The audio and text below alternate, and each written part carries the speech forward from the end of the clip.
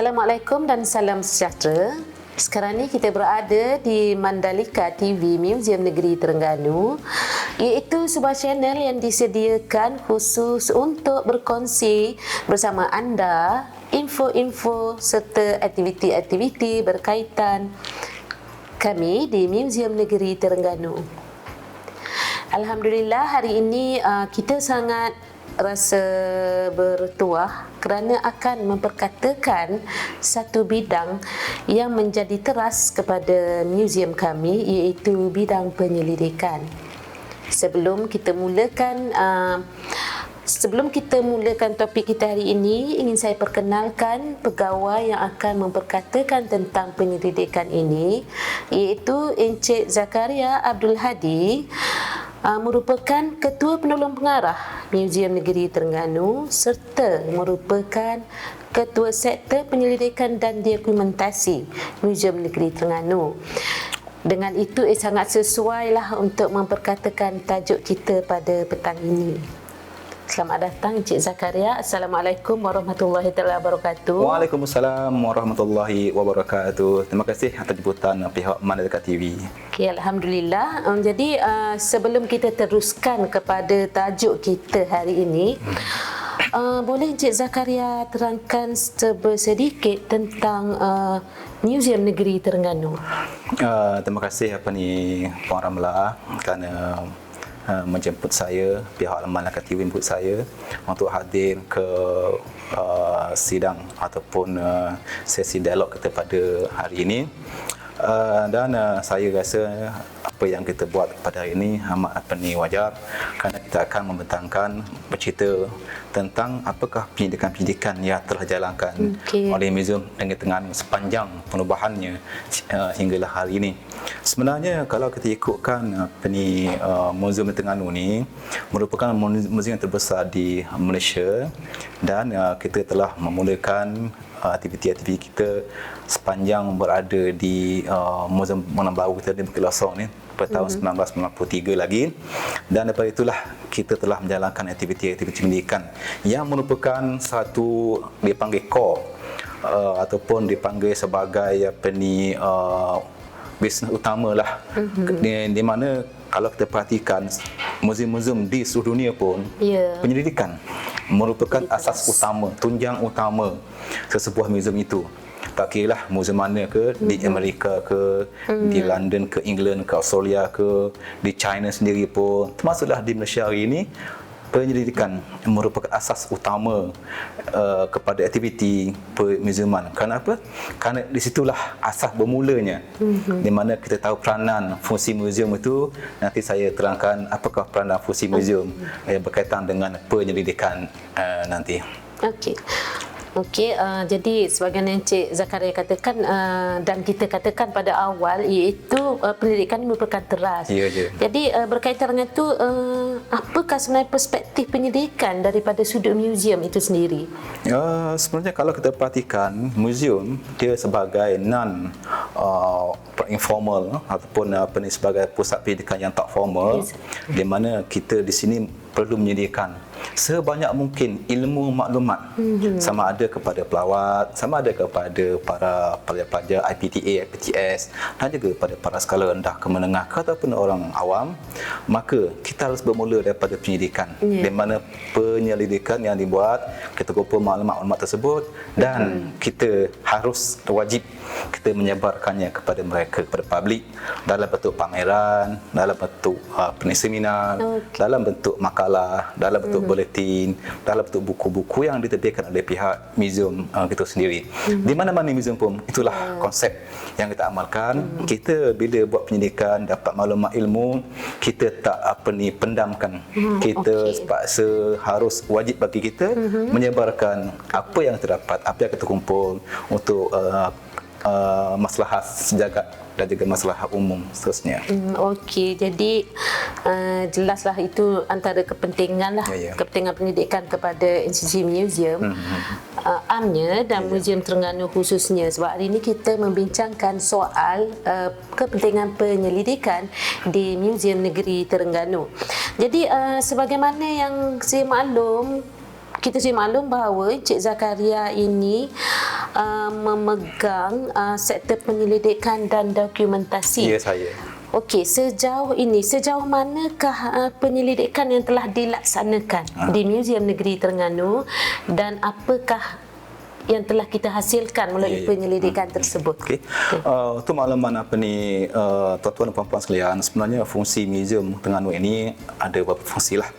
Yang pertamanya ialah kita berperanan sebagai satu agensi yang mempamerkan apa-apa aktiviti yang berkaitan dengan sejarah ke, budaya ke, maritim ke di muzium kita ini.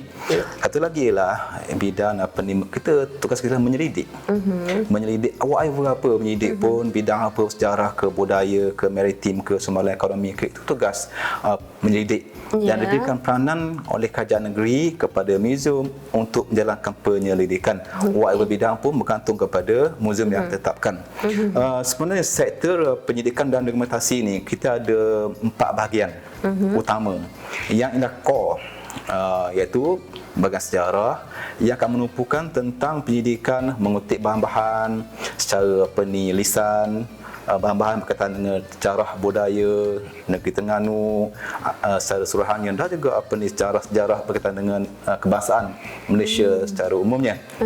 Selain daripada itu juga kita ada juga bahagian maritim, di mana bahagian ini akan menjalankan pendidikan kajian tentang kemaritiman, kesamudraan, berkaitan dengan pelayaran, nahkoda, nelayan-nelayan yang pernah di mana kita tahu bahawa Terengganu memang terkenal dengan nelayan, masyarakat nelayan ni, maritimnya. Jadi sebab itulah kita banyak menjalankan kajian-kajian pendidikan tentang aspek maritim di Terengganu ini. Dan satu lagi ialah berkaitan dengan bahagian teknologi. Yang ini merupakan satu bahagian yang menjalankan aktiviti berkaitan dengan budaya masyarakat Terengganu, budaya masyarakat Malaysia umum amnya, dan di mana kita banyak menjalankan aktiviti pendidikan ni berkaitan budaya Terengganu ni, termasuklah aktiviti pendidikan tentang masyarakat tradisional Terengganu, permainan tradisional Terengganu, dan juga tarian-tarian dapat Terengganu, di mana ada benda-benda yang kita baru jumpa, yang mana setakat ini masyarakat ini tak mengetahui kewujudan sesuatu perkara yang pernah dimain, contohnya permainan tradisional suatu ketika dulu. Itulah kita selongkar balik. Kita selongkar, kita cari, kita buat kajian, lepas tu kita main balik, dan lepas tu kita dedahkan kepada masyarakat pada hari ini. Kita pernah juga buat satu aktiviti di mana aktiviti permainan tradisional ni, yang mana permainan yang tak pernah diketengahkan kepada masyarakat hari ini, di mana kita dapatkan maklumat-maklumat, kita kumpul maklumat tu, dan kita pergi ke sekolah-sekolah, sekolah menengah ke, rendah ke, di seluruh Terengganu ni, dan apa yang kita buat ialah kita mainkan balik semula. Kita dedahkan kepada mereka, kepada sekolah menengah rendah ke, di mana tujuan kita lah untuk kita sebagai, dia jadikan satu sebagai pembawa ataupun mewarisi lah permainan tradisional ini yang belum mereka ketahui, yang ni belum dedahkan pada mereka. So pandang muzium lah, cari ilmu, maklumat, lepas tu kededahkan pada mereka. So caranya kita pergi kepada peringkat sekolah, peringkat pelajar sekolah. Maknanya kita turun ke bawah menemui khalayak lah. Itulah tugas kita. Maksudnya kita bila dapat ilmu tu, pengetahuan tu, maklumat tu, kita kongsikan bersama, supaya benda-benda ilmu itu kita dapat mewariskan daripada masyarakat ini kepada seterusnya masyarakat anak cucu kita yang akan datang. Begitu juga dengan bahagian semalam ekonomi, di mana bahagian ini banyak terlibat kepada nature, di mana kita juga menjalankan kajian tentang botani, di mana kita jalankan kerja-kerja tentang bagaimana tumbuh-tumbuhan digunakan sebagai ubat-ubat di kalangan masyarakat kita terdahulu. So kita kumpulkan sekali, kita kumpul dan kita buat satu perbitan, dan kita juga buat satu pameran yang berkaitan dengan satu iaitu penyakit dan penawar. Di sinilah kita dedahkan kepada mereka, di mana kita dedahkan penggunaannya, kita dedahkan tumbuh-tumbuhan, spesimen-spesimen yang ada kaitan dengan perubatan ini, kita dedahkan kepada masyarakat. Daripada sini bila masyarakat datang kepada muzium, so mereka dapat ilmu di mana kita dapat kenal pokok-pokok yang ada nilai perubatan dan keadaan penggunaannya, apakah guna obat ini, apakah guna pokok itu untuk kegunaannya. Itulah di antaranya yang telah kita lakukan, di mana kita bila buat penyelidikan, kita tak sembunyikan maklumat-maklumat, ilmu-ilmu yang kita collect itu, kumpul itu, sebenarnya kita sebarkan pada masyarakat. Itulah peranan muzium Madari. Okey, bermaknanya kalau kita katakan muzium penyelidikan ni, dia tidak seharusnya menumpukan kepada hanya penerbitan, tetapi dia juga pastinya menumpukan hasilnya kepada pameran, seminar, ikil dan sebagainya. Bermakna peranan ataupun hasilnya kita sebarluaskan melalui pelbagai kaedah.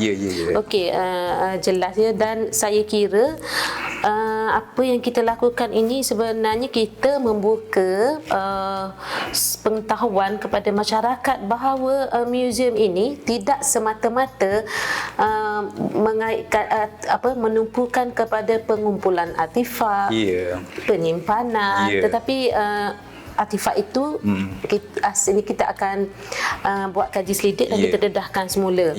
Okey, sejauh inilah apakah muzium ini pernah mengadakan penyelidikan secara kolaborasi dengan mana-mana institusi lain, misalnya institusi pengajian tinggi awam atau swasta, ataupun dengan muzium-muzium lain sendiri di Malaysia maupun di luar negara lah. Pandangan itu agak bagus bagi kita lah. Sebenarnya muzium di Malaysia ni kita tak boleh berdiri sendiri. Maksudnya dah kita perlu bergantung, perlu kolaborasi, perlu kerjasama daripada institusi pemuziuman dan juga agensi-agensi lain, terutamanya macam IPTA, IPTS, agensi berkaitan dengan budaya, sejarah. Sebenarnya sebab apa? Sebab kita ruang lingkup kita agak terhad, di mana kalau kita nak bandingkan punya koleksi kita, bandingkan dengan koleksi yang orang lain, mungkin kita ada koleksi tetapi tempat lain ada lebih banyak lagi. Koleksi kita ada tapi koleksi lain tak ada. So kita kena bertukar-tukar maklumat, ilmu dan juga artifak-artifak dan spesimen-spesimen yang ada di sini. Kerana ialah kadang-kadang konsep yang kita lakukan terjalankan di muzium tadi ialah kita cuba bertukar-tukar. Maksudnya tukar-tukar ilmu, maklumat, bahan, artifak, objek yang nak kita pamerkan di sebuah muzium itu. Saya tertarik dengan Puan Abdul cakap tadi, iaitu maknanya kita juga jalankan juga kajian-kajian tentang artifak-artifak yang sedia ada. Iaitu koleksi-koleksi yang sedia ada di dalam repository dan juga dipamerkan di galeri di muzium hari ini. Di mana itu merupakan asas kepada penyaluran penyebaran maklumat kepada pelawat. Di mana kajian yang kita buat, skala artifak yang kita buat itu perlu kita dedahkan pada masyarakat. Jadi kalau kita ada maklumat, kalau kita tak dedahkan, kita tak pamerkan pada masyarakat di galeri, bagaimana masyarakat pelawat itu untuk mengetahui dan datang ke muzium ni untuk mengumpul maklumat. Jadi kalau kita contohnya, kalau kita ada maklumat tentang kain penlimar contohnya, so kita harus wajib mendedahkan maklumat tentang kain limar tersebut kepada pelawat melalui pameran yang diadakan di galeri. Sama ada tetap ataupun sementara. Inilah yang maksudnya penyebaran yang telah dilakukan oleh muzium untuk sampaikan kepada masyarakat, sama ada masyarakat dalam ataupun luar negeri. Jadi kalau katakan mana maklumat itu lengkap, cukup lengkap, maka itu boleh dianggap sebagai kita telah menyempurnakan tanggungjawab kita sebagai seorang penyelidik. Orang muzium, staf muzium sebagai penyelidik ini telah menunaikan tanggungjawab mereka untuk memberikan sebanyak mungkin ilmu, maklumat kepada para pelawat. Masyarakat luar lah maksudnya ya. Okey, kita bercakap pasal penyelidikan, pasal kajian. Apakah sebenarnya keistimewaan penyelidikan muzium berbanding dengan institusi yang lain? Itu apa keistimewaan sebenarnya penyelidikan muzium ni? Dia sebenarnya penyelidikan muzium ni agak lain sikit daripada penyelidikan yang dilakukan oleh agensi-agensi yang lain lah. Contohnya di IPTA mungkin kaedah dan berlainan. So di muzium agak lain sikit lah, di mana biasanya kalau penyelidikan yang dijalankan di muzium kita ni tertumpu kepada Muzium Terengganu, kita biasanya pergi kepada sumber asal, sumber asli, premier punya sumber source tu, primary resources, di mana kita dapatkan sumber daripada orang yang asal, asli, sumber prime source kos ni. Ya, ya. Itulah kelebihannya. Ya, betul. Kadang-kadang daripada situlah kita dapatkan maklumat sumber-sumber daripada mereka itu, dan itu kita garap balik, kita campur dengan secondary source, daripada buat kajian di perpustakaan, library, so kita gembelingkan. Di mana kita penyidikan ni tak putus setakat tu saja sebenarnya. Kita harus mengembangkan penyidikan. Itulah istilah penyidikan. Ya, betul. Di mana penyidikan ni kita memulakan satu penyidikan. Jadi kalau katakan ada peluang baru, maka orang lain harus meneruskan kerja-kerja penyidikan itu. Itu penyidikan tak mati. Okay. Sentiasa hidup, berkembang. Itu penyidikan sebenarnya. Hasilnya sentiasa bertambah lah. Ya, Maklumat baru sentiasa betul. bertambah dengan pendidikan-pendidikan yang dijalankan. Itulah kelebihan penyidikan yang dijalankan di muzium. Kalau kita nak perhatikan sebenarnya, banyak koleksi-koleksi yang terdapat di repository kita tu, masih lagi kita tak jalankan kajian penyidikan. Itu tugas berat pada kita tu sebenarnya. Satu tanggungjawab besar. Ya, yang besar kepada kaki tangan muzium, terutamanya di bahagian sejarah dan juga di bahagian budaya. Ya, betul. Di mana mereka harus selongkar, gali balik, cari balik maklumat-maklumat yang berkaitan dengan artifak yang ada, yang beribu-ribu koleksi yang kita ada di repository itu. Kenapa? Kerana kita muzium ni bukan hanya mengumpul. Ya, betul. Kita bukan hanya mengumpul, tetapi kita kumpul dan kita buat penyidikan. Itu tugas kita. Kalau kata kita pengumpul, ramai di kalangan masyarakat luar tu yang ada muzium, contohnya yang muzium persendirian, dia hanya setakat mengumpul. Tetapi maklumat-maklumatnya kita tak apa lengkap sebab kita tak buat kajian. Tetap berbanding dengan muzium, kita wajib harus menjalankan penyidikan. Kenapa? Kita mengumpul dan juga tugas kita lah buat penyidikan, kajian tentang semua artifak-artifak yang ada. Walaupun kita bangga lah sebenarnya, kita bangga, kita rasa proud. Muzium kita maksudnya banyak koleksi-koleksi sampai ke ratus-ratus ribu. Tetapi apa yang pelawak mahukan ialah, apa masyarakat mahukan ialah berkaitan dengan apakah maklumat yang ada pada setiap koleksi dan artifak yang kita kumpul itu. Ya, betul. Betul. Betul tak? Betul. Jadi bukanlah pelawak ataupun masyarakat itu tengok koleksi saja, tetapi apakah yang ada di sebalik objek dan juga artifak yang dipamerkan itu yang ada di dalam repository yang katanya berpuluh-puluh ribu jumlahnya itu. Betul. Okey. Jadi sangat jelas betul pentingnya penyelidikan kepada muzium dan istimewanya penyelidikan di muzium ini apabila muzium memiliki artifak sebagai evidence sebagai evidence, kemudian artifak itu menjadi sumber yang sangat penting. Di samping kita muzium menemui sumber-sumber utama terus. Jadi alhamdulillah, cuma dalam masa sekarang umum mengetahui kita sekarang berada di dalam situasi yang sangat dikongkong oleh pandemik COVID-19. So saya nak tanyalah Cik Zakaria, dengan pergerakan yang begitu terbatas ini, apakah kita ataupun bagaimana inisiatif yang dibuat oleh muzium kita, Muzium Negeri Terengganu ini terhadap aktiviti-aktiviti penyelidikan? Sebenarnya bila sebut pandemik ataupun COVID-19 ni yang melanda seluruh dunia dan Malaysia dan Terengganu pun tak dapat terlibat sama, maka kita kena harus menjerumus diri kita ni, kita ni kepada satu norma baru. Di mana sebelum ni kita tak fikir pun kaedah-kaedah yang harus terlaksanakan untuk menyebarkan maklumat kepada masyarakat. Ya, betul. So dengan adanya wabak pandemik COVID-19 ini, maka kita telah membuka mata kita, telah membuka minda kita, dan kita harus mencipta satu kaedah ataupun alat ataupun tools untuk bagaimana kita menyebarkan hasil maklumat, hasil ilmu yang ada pada kita ni kepada masyarakat, terutamanya kepada pelajar-pelajar IPTA ke IPTS ke dalam ataupun luar negeri, di mana mereka ini dahagakan ilmu sebenarnya.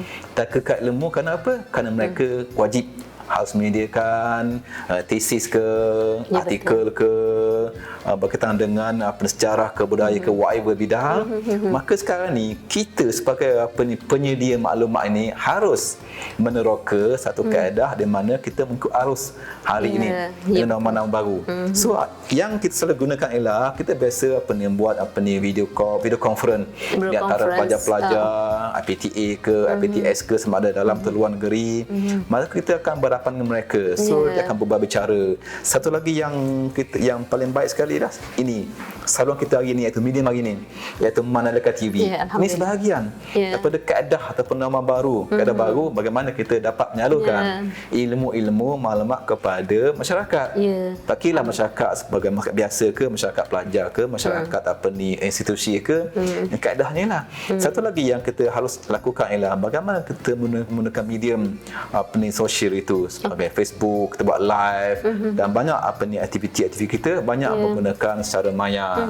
Itulah kaedah-kaedah baru. Maksudnya kita kena ikut peredaran, mengikut teknologi yang ada hari ini. So kita harus menggunakan semuanya medium tersebut untuk kaedah, untuk bagaimana kita menyebarkan, luaskan maklumat-maklumat itu kepada para hasil-hasil penyelidikan. Okey, dengan kata lain, masalah atau cabaran ini merupakan satu buka peluang pada kita untuk menguasai media-media baru sebeginilah.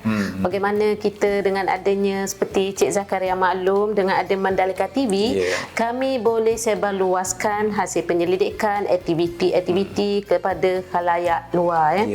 Jadi alhamdulillah dengan perkongsian ini mungkin kita juga boleh sebut bahawasanya penyelidikan ini juga apa yang kita jalankan, aktiviti yang kita ini jalankan di Museum Negeri Terengganu akan merubah satu persepsi yang selama ini ada di pemikiran masyarakat kita, bahawa peranan museum ini hanya semata-mata dapat menyimpan artifak-artifak yang bersifat lama. Jadi apabila kita adanya sebarkan fungsi kita, core business kita adalah penyelidikan, kemudian kita sebarkan melalui pameran, seminar, bengkel, ini akan membuka mata masyarakat lah. Jadi okey, dan sekarang ni seperti mana Cik Zakaria kata, dalam keadaan kaedah yang kita gunakan apa yang ada ini, dan kita tidak boleh berdepan secara berdepan. Okey, jadi dengan kita menggunakan cara inilah. Jadi alhamdulillah tadi sebagaimana Cik Zakaria maklum bahawa setiap hasil pendidikan tu akan kita kongsikan dengan masyarakat luar. Jadi setakat hari ini hasil-hasil terbitan tu boleh diakses lah, boleh melalui secara fizikal ataupun secara maya. Boleh Cik Zakaria? Boleh. Alhamdulillah. Jadi alhamdulillah kepada anda di luar sana, kami mengharapkan perkongsian yang begitu ringkas namun saya kira kaya dengan maklumat ini akan memberi manfaat kepada anda di luar sana. Jadi kepada semua, jangan lupa untuk subscribe channel kami dan tekan loceng notifikasi di bawah. Sekian, terima kasih.